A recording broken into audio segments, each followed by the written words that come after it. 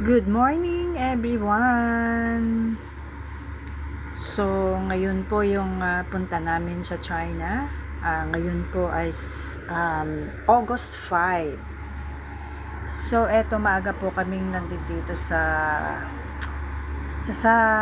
papuntang China at sasakay po kami dito ng tren.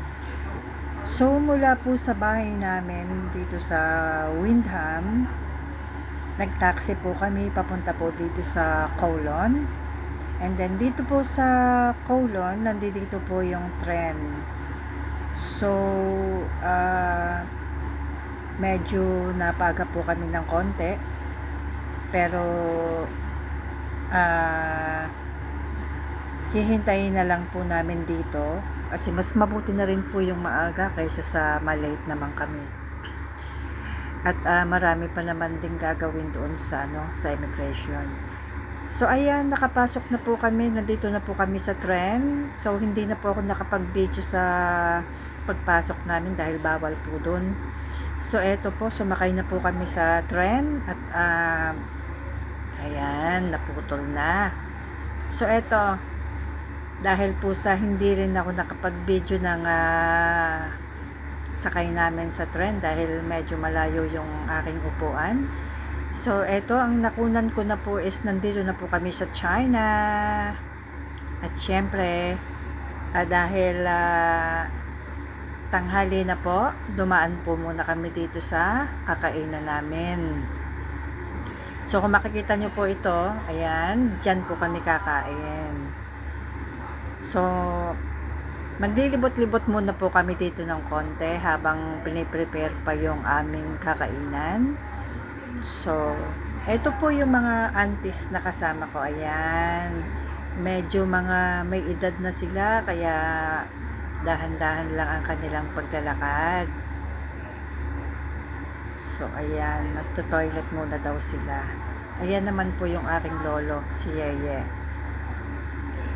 At tingnan nyo po yung puno na to, napakalaki. Siguro po matanda na yan. Ang laking puno niya, oh. Pero ang ganda niya.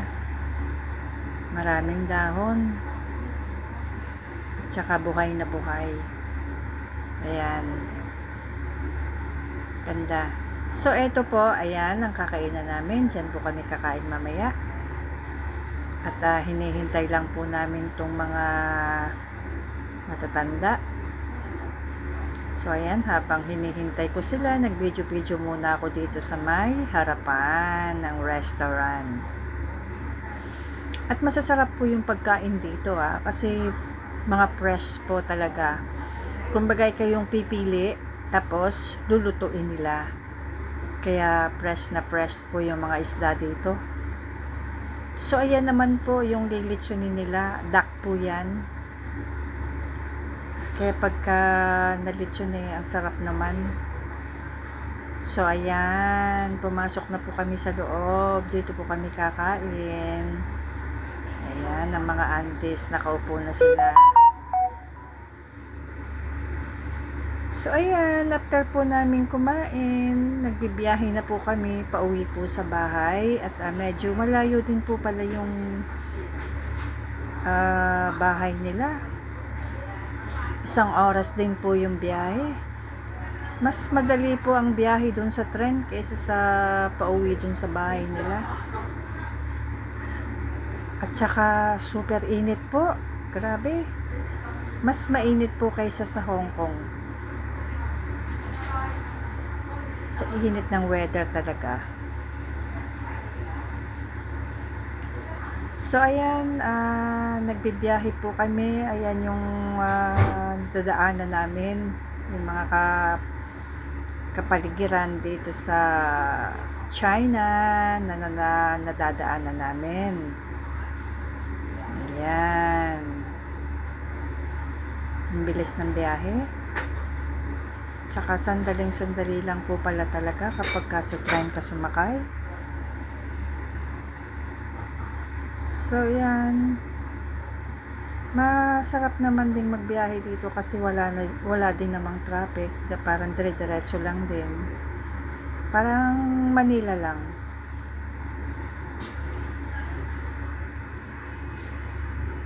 So, ayan. Pero sa ano ko, sa nakita ko, parang mas maganda ang view kung bus ang sasakyan.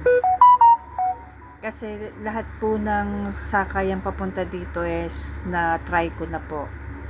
Kasi nung unang-una kaming pumunta rito, ang sinakyan namin is ferry. Sa ferry po matagal ang biyahe. Tsaka nakakahilo.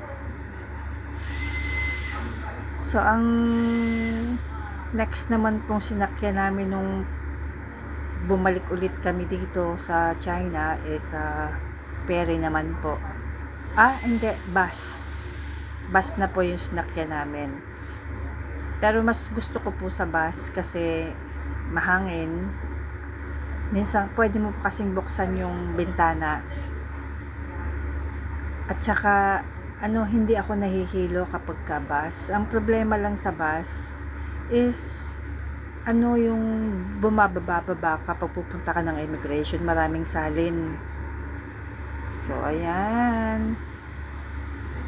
Nandito na po kami sa kainan na naman. Kasi nga po is, pagkagaling po namin ng bahay, dito naman po kami sa kabilang restaurant at nag-lunch naman po kami dito. So, ayan, kung makikita nyo po yung pagkain, mura lang po talaga dito ang mga pagkain. So, pagkatapos po namin kumain, pumunta po kami sa supermarket para medyo mamili ng konting grocery. Kasi syempre, ilang araw po kami dito sa China. At dun po sa bahay nila, wala pong kasing nakatira doon. Dahil yun pong kanyang kapatid may bahay din doon sa China. Bihira naman po silang pumunta rito kasi yun pong kanyang magulang is medyo maedad na, mahirap na po magbiyahe. Kaya bihira na po. Pero napakasayang. Kasi po napakaganda po ng bahay nila dito sa China at saka napakalaki. Yung kwarto nga po pwedeng gawing 2 kwarto eh. Sobrang laki po ng kwarto ng bahay nila diyan sa China.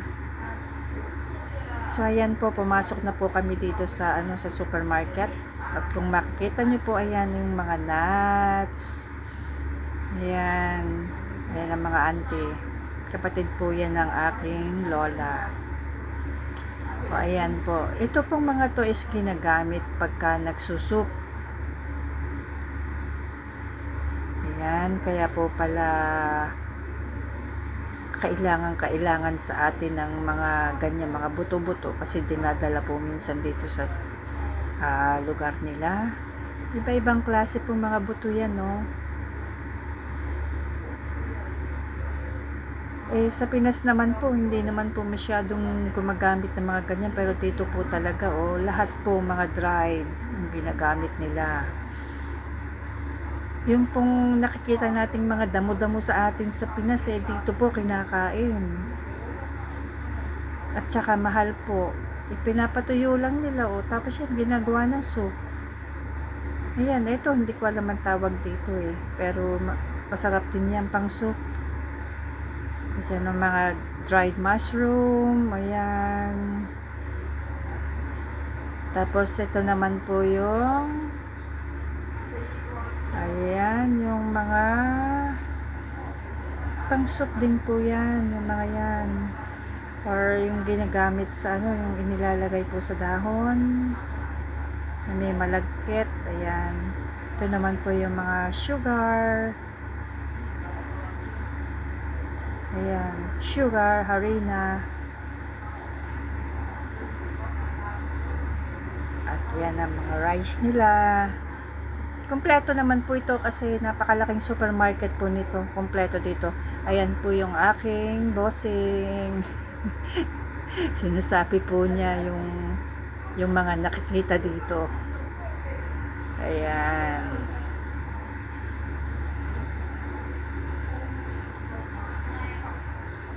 Mga dried forsooth. Masarap naman po talaga pagka Eto naman po yan, mga karne po yan. Dried din po yan. Masarap po yan, mga pang soup. Ayan po yung mga isda na dried na yan, yung parang sa atin ay tuyo. Ayan. So, ang ginagawa po naman namin dyan, ini-steam namin. Ayan, ni-steam po yan. Tsaka itong mga sausage na to, ni-steam din po namin yan. Yan naman yung isda, dried fish. Marami din pong gamit yan. Ini-steam din po namin yan. So, ayan, ang dami ng paninda. Ayan pong itlog na yan, napakamura. Pero maliliit lang siya. Pero isang tray, napakamura naman po niya. At dito po ako bilib sa mga pakwan na to. Ang lalaki po ng pakwan. Ito pong paoblong ang pakwan nila, napakalaki po. Kasi sa Hong Kong hindi ko nakita yan eh, pero dito talaga dito lang ako nakakita ng pakwan na super laki po. Ayan oh, ang laki po ng pakwan na yan. Grabe. Super laki po niyan.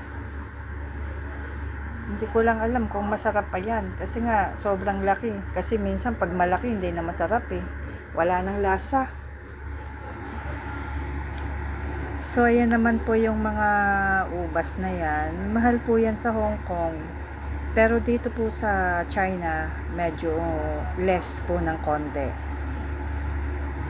At sana obserbahan ko po talaga, mas mura po ang bilihin pala dito sa China kaysa sa Hong Kong. Sa mga restaurant na nga lang po ang mura po ng binabayaran nila eh. Samantalang dito po sa Hong Kong libo-libo na pagka nagparty sila sa restaurant. So ayan po yung mga ubas. Sarap mamili ng ubas oh. Tamis. Bumili po kami ng ng orange at saka ng banana. Saka ng pinya. Yan ang binili namin. So, ayan. Ang aking experience dito sa China. So, baka sa susunod ulit, bumalik kami. At, ayan. Guys, matatapos na po ito. Hanggang sa muli po. Yung continuation po ng video ko. Sa susunod po ulit. Thanks for watching everyone. God bless. To be continued. Bye.